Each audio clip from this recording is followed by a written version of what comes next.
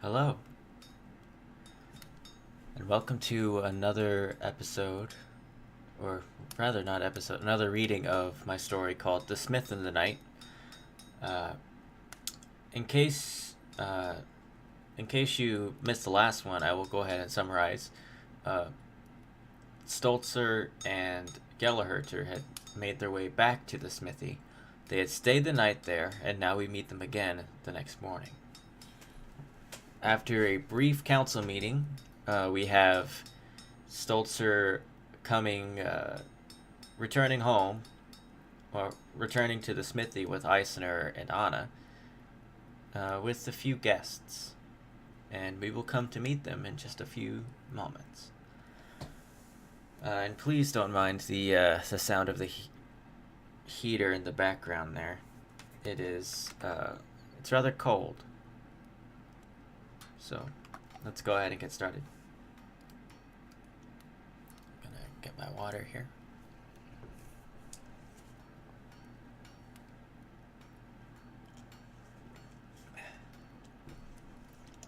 The door to the smithy opened, and Eisner took little to no notice.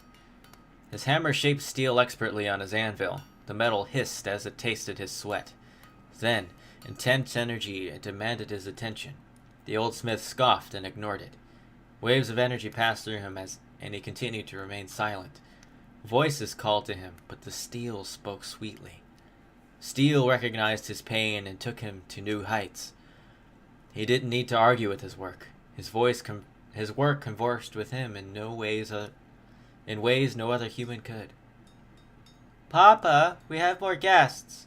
Anna's voice pulled him from the void. He shook his head and pointed in a general direction. Can't interrupt me right now. This is delicate stuff. It demands my attention. If you want to speak with me at length, wait for me to finish. Helia moved to intervene, but Stolzer shook his head.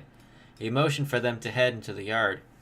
There he found Gellerherter practicing with a blade of wood. The practice dummy fought back with each stroke, but he deftly avoided danger with parries and blocks. He turned to his master and rushed over to meet him. Suddenly he stopped and attempted to kneel, only to find himself face first in dirt.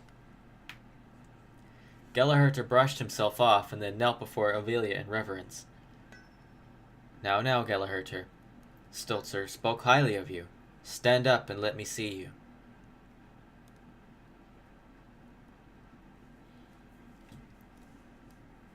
She spoke sweetly, and Stolzer eyed her cautiously. Helia crossed her arms, her steely gaze tearing through him. The boy before her shuddered, and his knees shook. He will do. You don't mean that. Miss, please train me. Stolzer and Helia both were surprised. I suppose we have time for a duel. She took to the dueling field. Without even a glance to the array of weaponry, she retrieved a wooden saber. Come, show me what you have learned. Gellerherter couldn't contain his excitement. He stood before her and solemnly lowered his head in reverence. O Lord, please bless this conflict. Ensure no harm comes to those who would protect your holy word. May the victor grant wisdom to the living. The page readied himself, and he held a balanced stance. The wooden tip was pointed for her head, and she merely pointed her blade to him in response. He rose to strike, but the instant his blade had been poised, it was knocked from his grip. His legs buckled, and he felt another sting on his back. Needs more time, Helia commented. That is a point for me. Points? Yes, points are awarded when one is disarmed. Victory is gained by breaking a weapon or finishing 3 rounds with more points than your opponent. The Sandrine Overlord's steely gaze returned. Again.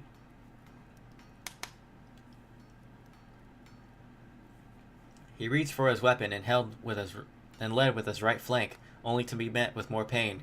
His weapon leaped from his grip, only to be handed to him. They traded only one blow, which Gellerherter barely blocked.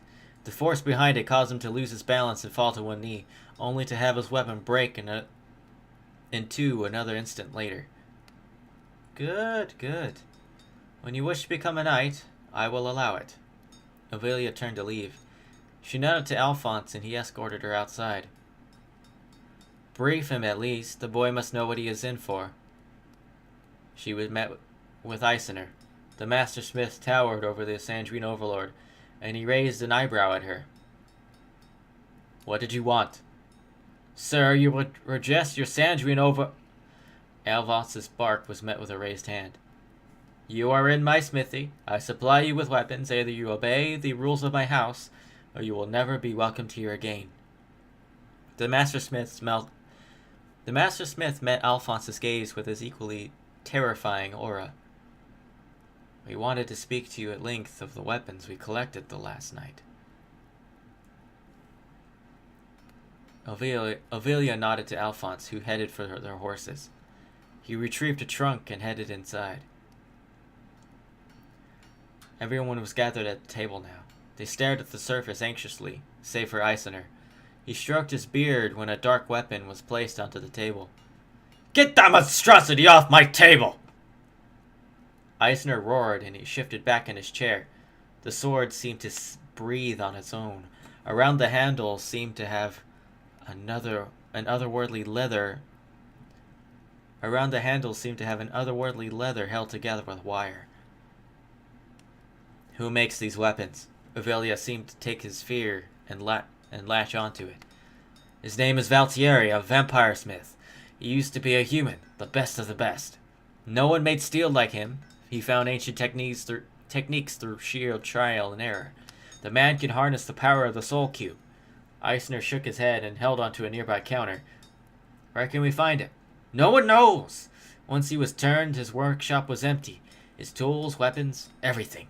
What you see here is a blood incantation, a life sap, which is used to mend the wounds of the wielder when they successfully strike. Stolzer spoke now, covering the blade with a cloth that was set on. You know the reports. There were reports we keep to our memory, and there were reports we write down, Alphonse whispered in his ear.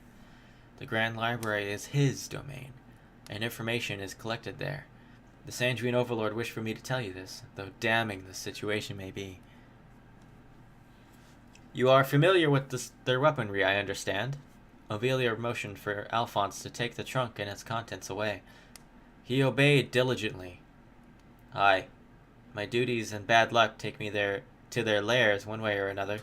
The knight focused on the imprint of the table. Where the weapon had been placed, it began to eat away at the wood. He gazed over to Alphonse, who handled the cursed weapon with gauntlets. Eisner suddenly lifted the table, careful not to touch the scarred wood, and tossed it out of the house. With a fury of incantations, the wood was set alight with magical fire, which devoured the table until the wind scattered the dust. Anna broke free from the group and gripped Eisner's arm.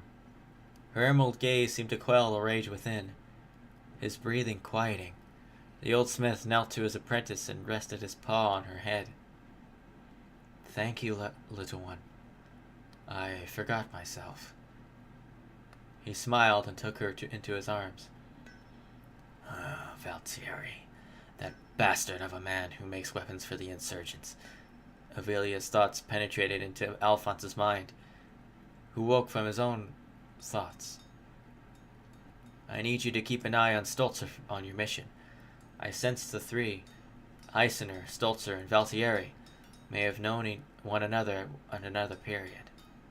Yes, my overlord, your will shall be done.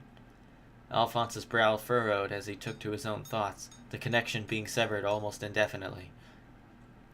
We should retire for the night, the knight undying suggested, appearing weary. Aye, it has been a day for all of us, Stolzer agreed. A glance from Helia caused him to nearly leap from his skin, and he escaped into the smithy. The scent of soot still remained. Eisner allowed for the coals to die, and he wandered over to the counter. He rested his hand onto the surface, his calloused palm remembering the hours he spent working steel in his youth. Melancholy and longing overtook him. The wave of memories had kindled the passion of creation deep within his heart, but he shook his head. I sought the art of taking life. Sulzer sighed and turned about. Alana's inquisitive emerald gaze found him instead of the nothingness he expected. She held out her short sword, the weapon she labored over for countless hours, to him. I want... Anna stammered, her cheeks flushing with color. I want Gellerherter to have this. Stolzer raised an eyebrow. Papa says he can't own a sword of his own. Then maybe you can hold on to it for him, she pleaded and motioned again for him to take it from her. Does he know? He would make me stay awake with him for no coffee if he knew. The knight took the weapon from her and nodded. I'll make sure he uses this weapon with care. If he breaks it, I'll talk to him. Anna's fear for the page beckoned more color to rush to her cheeks, and she shook her head, regaining her composure. Aye, we can both give him a stern lecture. Stilzer smiled and carefully padded into the yard. Gellerherter had fallen asleep near one of the practice dummies, a wooden sword resting against his leg. The boy had been bruised in several places, his sword arm, his shield arm, his cheek, and awoke with a start at the sound of his master approaching. I wasn't. Don't worry, lad. Let's just get inside. Stolzer said with a smile and hid the short sword from his sight.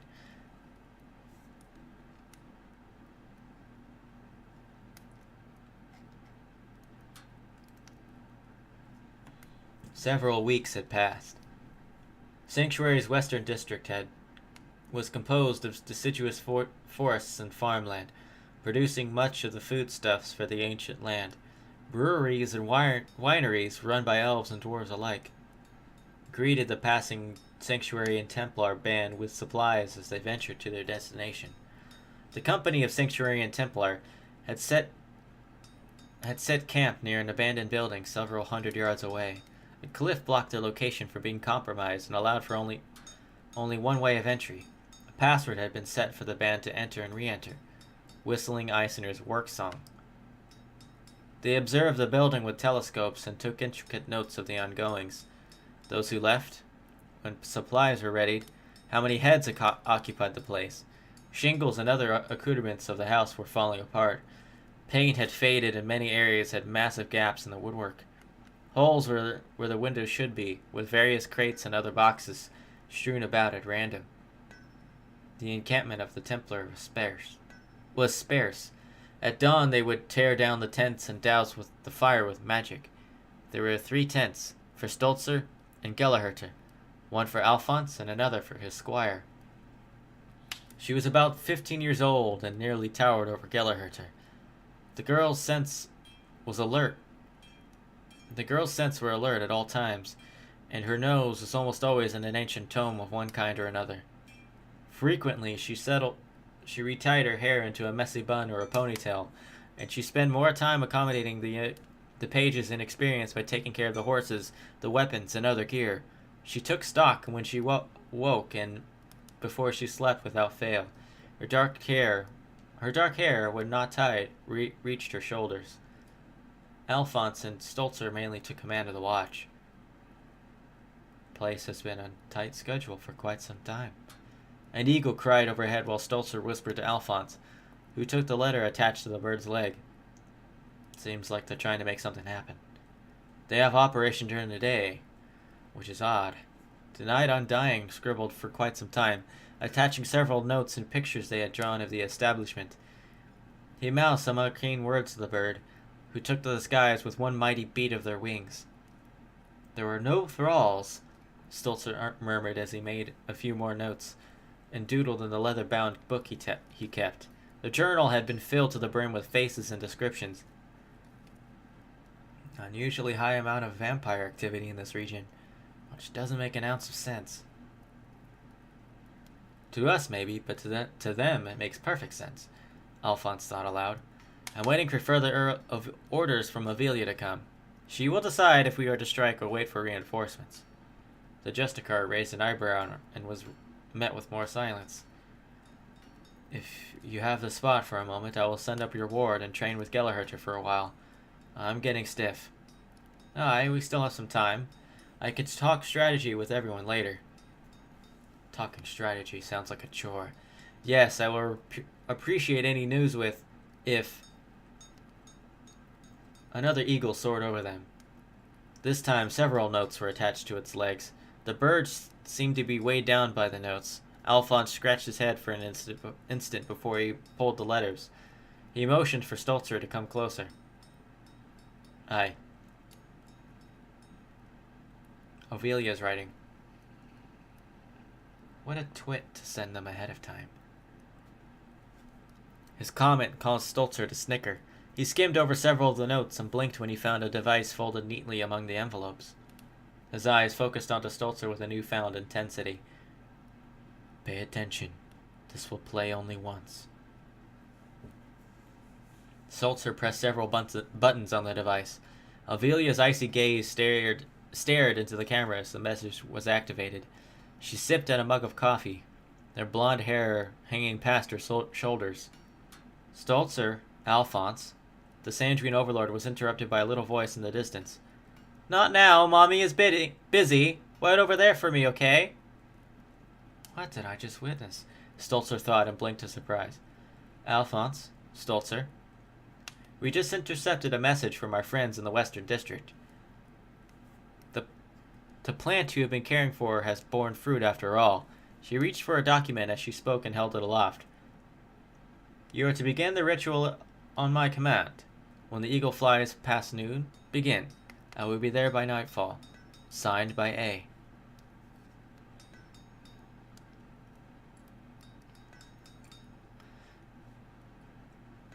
Excuse one moment.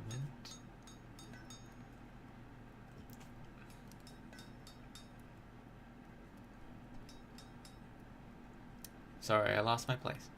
Alphonse glanced to Stolzer, who appeared to be lost in thought. The operation is simple. If they go through the ritual as they say they are, then you must apprehend them. Apprehend them. No one must survive. Ovelia's image faded from view as the command was ushered. Both Night Undying and Justicar's brows furrowed. They quickly abandoned their posts and hastily headed for the camp. Stolzer blinked when he gazed upon the squire and page locked in a duel. Their wooden weapons were held aloft, their stances direct opposites of one another. The girl gripped her wooden sword in a defensive stance, the tip of her weapon pointed to his shin. She analyzed him like an artist studying a painting. Gellerherter approached with a single step. The tip of his weapon pointed to her head. With a quick flick of her wrist, he was disarmed. The small weapon spiraled out of reach and she pointed her weapon to him. I win again. You were close, but chose the wrong guard. She grinned confidently. Rene, that is enough for today.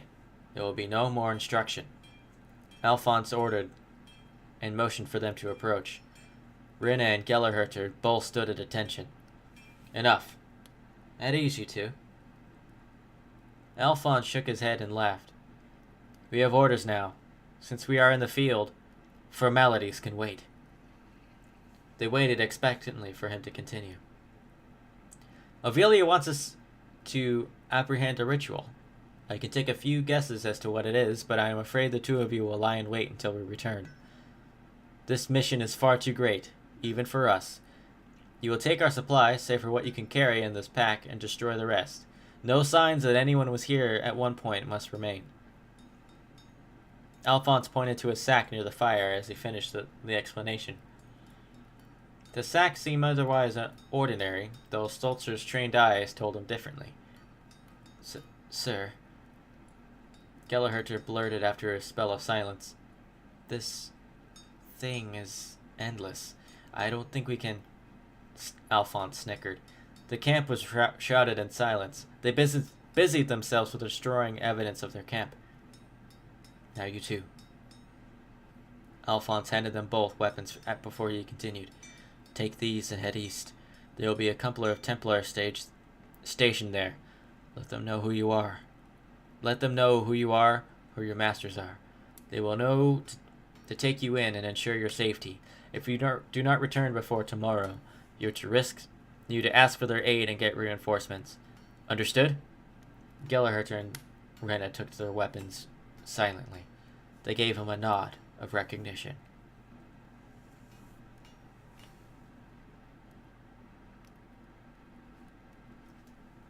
All right. And that is all the time I have for today. Thank you so much for listening, and I hope that you enjoy the story so far. And with that, I bid you good night or good morning.